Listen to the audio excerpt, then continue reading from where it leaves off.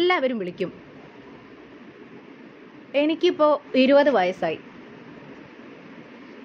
എൻ്റെ വീട് സ്ഥിതി ചെയ്യുന്നത് ഇത്തിരി ഗ്രാമപ്രദേശത്തായിരുന്നു. അതുകൊണ്ട് തൊട്ടടുത്തുള്ള വീട്ടിലെ ആളുകളൊക്കെ ചെറിയ എന്തെങ്കിലും കാര്യത്തിന് പോലും എന്നെ വിളിക്കാറുണ്ടായിരുന്നു. ഇനി കഥയിലേക്ക് വരാം. എൻ്റെ വീടിൻ്റെ തൊട്ടപ്പുറത്ത് 2 വീടുകളാണ് ഉള്ളത്. ഒന്ന് രതീഷ് എന്ന പേരുള്ള ഒരു ചേട്ടൻ്റെ വീടും മറ്റേത് സുരേഷ് എന്ന ചേട്ടൻ്റെ വീടുമാണ്. രതീഷ് ഏഴാം ക്ലാസ് വരെയാണ് പോയിട്ടുള്ളത്. പുള്ളിക്ക് ഇപ്പോൾ 30 വയസ്സ് പ്രായം ഉണ്ടായിരുന്നു. ഒരുപാട് കല്യാണോചന നടത്തിയെങ്കിൽ ഒന്നും നടന്നില്ല. അതിനുള്ള കാരണം പുള്ളി കുറച്ച് മന്ദം ടൈപ്പ് ആയിരുന്നു. എന്ന് വെച്ചാൽ പുള്ളിയെ ഒരാൾ പച്ചയ്ക്ക് കളിയാക്കിയാൽ പോലും അത് പുള്ളിക്ക് മനസ്സിലാവില്ല എന്ന്.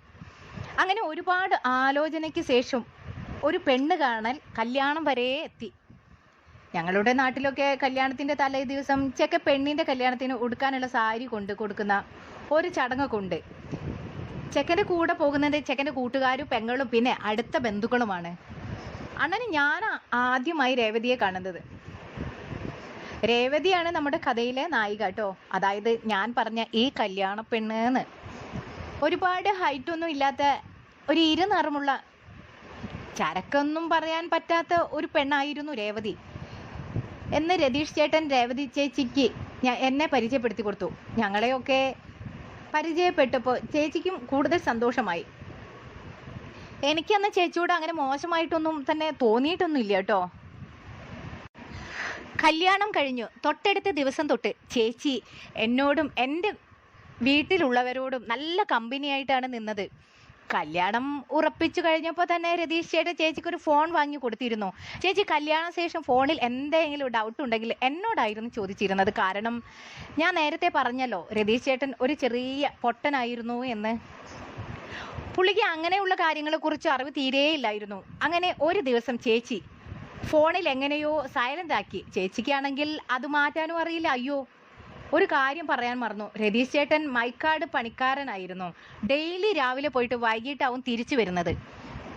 പുള്ളിയുടെ വീട്ടിൽ അമ്മ പിന്നെ പുള്ളിയുടെ ചേച്ചി ഉണ്ടായിരുന്നു. കല്യാണം കഴിഞ്ഞ് അവ വേറെ സ്ഥലത്ത് ആണ് താമസം. ചേച്ചിയാണെങ്കിൽ സൈലന്റ് മാറ്റുവാൻ വീട്ടിൽ വന്നപ്പോൾ ഞാനില്ലായിരുന്നു, അമ്മ മാത്രമായിരുന്നു ഉള്ളത്. അമ്മ പറഞ്ഞു, വിച്ചു കൂട്ടുകാരൻ്റെ വീട്ടിൽ പോയിരിക്കുകയാണ് മോളെ, അവൻ എപ്പോൾ വരുമെന്നോ അറിയില്ല എന്ന്. ചേച്ചി അമ്മയോട് വന്നതിൻ്റെ കാര്യം എന്താണെന്ന് പറഞ്ഞപ്പോൾ അമ്മ എന്നെ ഫോണിൽ വിളിച്ചു ചോദിക്കാൻ പറഞ്ഞു. അപ്പം ചേച്ചി പറഞ്ഞു എൻ്റെ നമ്പർ ഇല്ലെന്നും തൊട്ടടുത്ത വീട്ടിലായിട്ട് അയൽക്കാരുടെ നമ്പർ കയ്യിലില്ലേ എന്ന് അമ്മ ചോദിച്ചപ്പോൾ ചേച്ചി ചേട്ടൻ്റെ കയ്യിൽ നിന്ന് വാങ്ങിക്കാൻ ഇരുന്നതാ എന്ന് പറഞ്ഞു. അപ്പം തന്നെ അമ്മ എൻ്റെ നമ്പർ ചേച്ചിക്ക് പറഞ്ഞു കൊടുത്തു. ചേച്ചി പിന്നെ വിളിച്ചോളാം, അവൻ്റെ കൂട്ടുകാരൻ്റെ വീട്ടിലല്ലേ, അപ്പം ബിസി ആയി കാണുമെന്ന് പറഞ്ഞ് ചേച്ചി വീട്ടിലേക്ക് പോയി. ഞാൻ തിരിച്ച് വീട്ടിലെത്തിയപ്പോൾ ഏകദേശം വൈകിട്ടായി. അതുകൊണ്ട് ഫോൺ റെഡിയാക്കാൻ ചേച്ചി വന്ന കാര്യം അമ്മ പറയാൻ മറന്നുപോയി. ചേച്ചിയാണെങ്കിൽ എന്നെ വിളിച്ചതുമില്ല, ഞാൻ നടന്ന സംഭവം ഒന്നും അറിഞ്ഞതുമില്ല. അങ്ങനെ അടുത്ത ദിവസം രാവിലെ എനിക്ക് വാട്സപ്പിൽ ഒരു ഹായ് മെസ്സേജ് വന്നു. ആരാണ് എന്ന് ചോദിച്ചിട്ട് പറഞ്ഞതുമില്ല. ഞാൻ ട്രൂ കോളറിൽ കയറി നമ്പർ സെർച്ച് ചെയ്തപ്പോൾ അതിൽ ആ നമ്പറും പേരും കാണിച്ചതുമില്ല. പിന്നെ ഞാൻ ഒരുപാട് തവണ ആരാണെന്ന് ചോദിച്ചിട്ട് മറുപടി പറയാതെ എന്നെ ഇട്ട് വട്ട് കളിപ്പിച്ചു. ലീസ്റ്റ് ഞാൻ നോക്കി, പക്ഷേ ആ നമ്പർ വാട്സപ്പിൽ ബ്ലോക്ക് ആക്കിയപ്പോൾ എനിക്ക് അല്ലാതെ കോൾ വന്നു. എനിക്ക് രേവതി ചേച്ചി ആണെന്ന് പറഞ്ഞു. എന്തിനാണ് എന്നെ പറ്റിച്ചെന്ന കാര്യം ഞാൻ കുറേ ചോദിച്ചു. എന്നിട്ട് ചിരിച്ചു. എൻ്റെ നമ്പർ കിട്ടിയ കഥ എന്നോട് പറഞ്ഞു. എന്നിട്ട് ഫോൺ സൈലൻ്റ് മാറ്റുന്നത് എങ്ങനെയാണെന്ന് ഞാൻ പറഞ്ഞു കൊടുത്തു.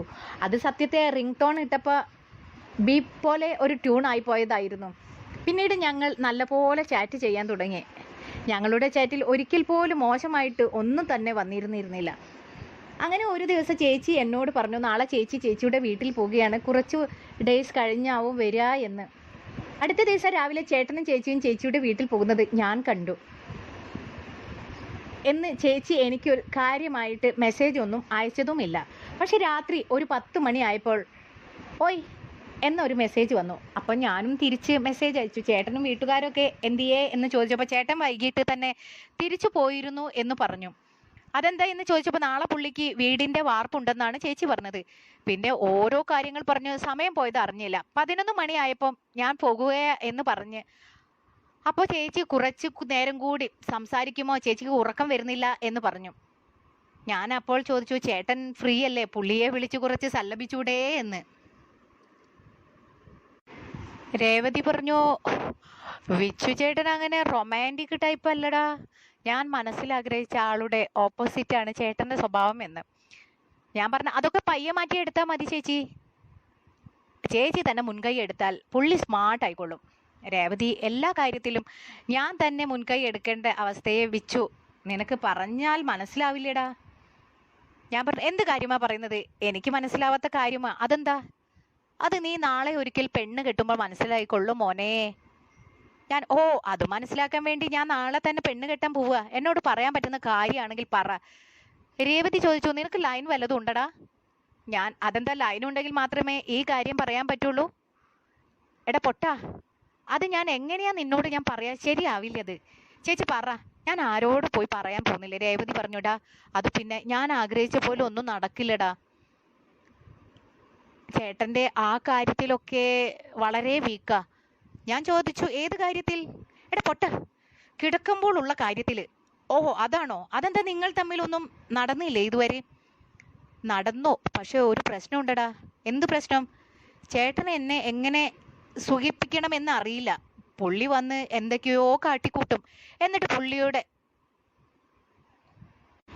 സുഖമൊക്കെ വരുമ്പോ കഴിഞ്ഞു കഴിയുമ്പോൾ എന്നെ അങ്ങോട്ട് തള്ളിയിട്ടിട്ട് നീങ്ങിപ്പോവും. എന്നെ സുഖിപ്പിക്കാനൊന്നും ചേട്ടന് ഇതുവരെ പറ്റിയില്ലടാ. ഞാൻ പറഞ്ഞു, അത് ചേട്ടനോട് പറഞ്ഞാൽ പുള്ളി മനസ്സിലാക്കില്ലേ? മനസ്സിലാക്കിയിട്ട് കാര്യമില്ലടാ. പുള്ളിയുടെ എന്താ ഞാനിപ്പോൾ പറയുക, അതൊന്നും നിന്നോട് പറഞ്ഞാൽ ശരിയാവില്ലടാ. അപ്പോൾ ഇനി എന്താ ഇപ്പോൾ ചെയ്യുക? എന്ത് ചെയ്യാൻ? എൻ്റെ ജീവിതം തീർന്നു. അത്രയും നേരം ചേച്ചിയോട് സംസാരിച്ചപ്പോൾ എനിക്ക് ശരിക്കും പറഞ്ഞാൽ കമ്പിയായി. പക്ഷെ ഞങ്ങൾ തമ്മിൽ കമ്പി സംസാരിച്ചിട്ടുമില്ല, എന്നിട്ട് കൂടി എൻ്റെ കുട്ടൻ കമ്പി പോലെ ഉറച്ചു നിന്നു. ആ സമയം ഞാൻ മനസ്സിൽ ഉറപ്പിച്ചു, ചേച്ചിയോട് ഒന്ന് മുട്ടി നോക്കിയാൽ ചിലപ്പോൾ എൻ്റെ കന്നിക്കളി നടന്നേനേ എന്ന്. ഞാൻ കുറച്ചും കൂടി എരുതീയിൽ എന്ന ഒഴിക്കുന്ന പോലെ പറഞ്ഞു. ഞാൻ ചേച്ചിക്ക് അഡ്ജസ്റ്റ് ചെയ്തു പോകാൻ പറ്റിയില്ലെങ്കിൽ പുള്ളിയോടൊന്ന് തുറന്നു പറ. രേവതി പറഞ്ഞു, നിനക്ക് അറിയാത്തത് കൊണ്ടാടാ എൻ്റെ വീട്ടിൽ ഈ കാര്യം ഒന്നും പറയാൻ പറ്റില്ല. എൻ്റെ ജീവിതം ഇങ്ങനെ ജീവിച്ച് തീർന്നത് എനിക്ക് പറ്റൂ. ഞാൻ ചേച്ചിയോട് പറഞ്ഞു, വിഷമിക്കണ്ട എന്ന്. രേവതി പറഞ്ഞു, വിഷമിക്കാനല്ലേ പറ്റൂ. എൻ്റെ കൂട്ടുകാരുകളൊക്കെ എൻ്റെ കല്യാണം ഉറപ്പിച്ചപ്പോൾ തന്നെ അവരുടെ എല്ലാ കളികളെയും പറ്റി എന്നോട് പറഞ്ഞു. അതൊക്കെ ആഗ്രഹിച്ചിരുന്നു ഞാൻ, അതൊക്കെ പറഞ്ഞു ഞാൻ മോഹിച്ചിട്ടുമുണ്ട്. എൻ്റെ ലൈഫ് ഇങ്ങനെ ആയിപ്പോയടാ. ചേച്ചിയുടെ അവസ്ഥ കേട്ടിട്ട് എനിക്ക് വിഷമമുണ്ട്. വിഷമിപ്പിക്കാനല്ലേ പറ്റൂ. ഞാനൊരു കാര്യം ചോദിച്ചാൽ നീ തെറ്റുധരിക്കുമോ? ഞാൻ, ഇല്ല ചേച്ചി പറഞ്ഞോ. അത് പിന്നെ ഞാൻ എങ്ങനെയാ നിന്നോട് ഈ കാര്യം പറയുക? എടാ എന്താ, ഞാൻ പിന്നെ പറയാ എന്ന് പറഞ്ഞ് ഫോൺ അങ്ങോട്ട് കട്ട്